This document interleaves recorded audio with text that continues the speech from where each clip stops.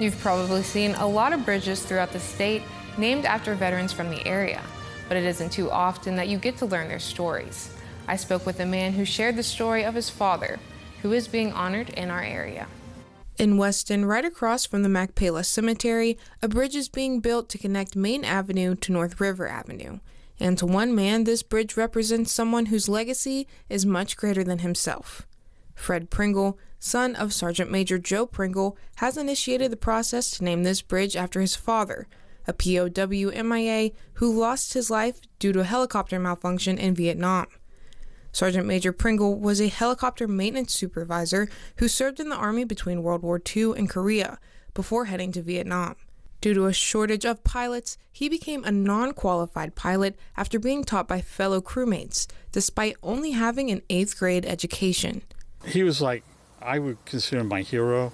I mean, his humbling background is like, he only made it, dropped out in the 9th grade because he had to work on the farm because he's actually from the Depression era.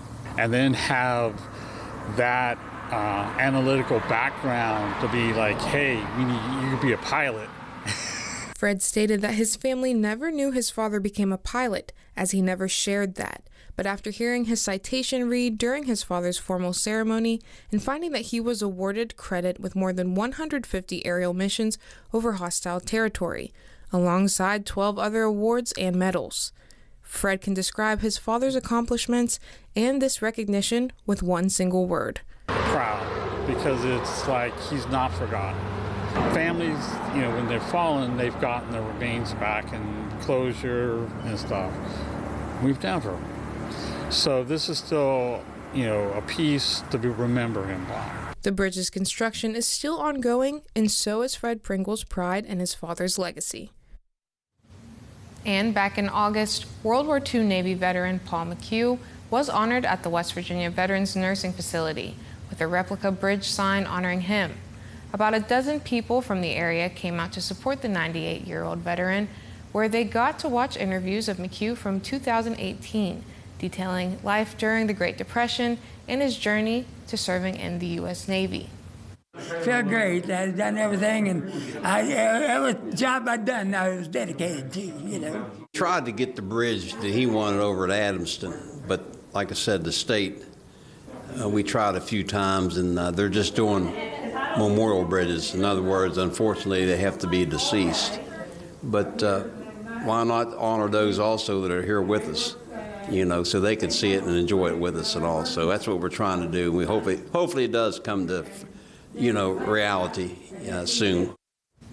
McHugh has said he wishes to donate all the items he's collected during his life in the military and beyond to the Clarksburg History Museum.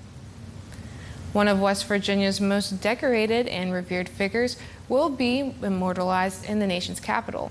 Last month, the West Virginia legislature passed a resolution to commemorate Marion County native Herschel Woody Williams with a statue in Washington, D.C. at the National Statuary Hall. Each state is allowed 2 statues in the hall. For West Virginia, those are Francis Pierpont, one of the state's co-founders, and former U.S. Senator John Kenna Williams will replace the statue of Kenna, which will be relocated to the Cultural Center in Charleston.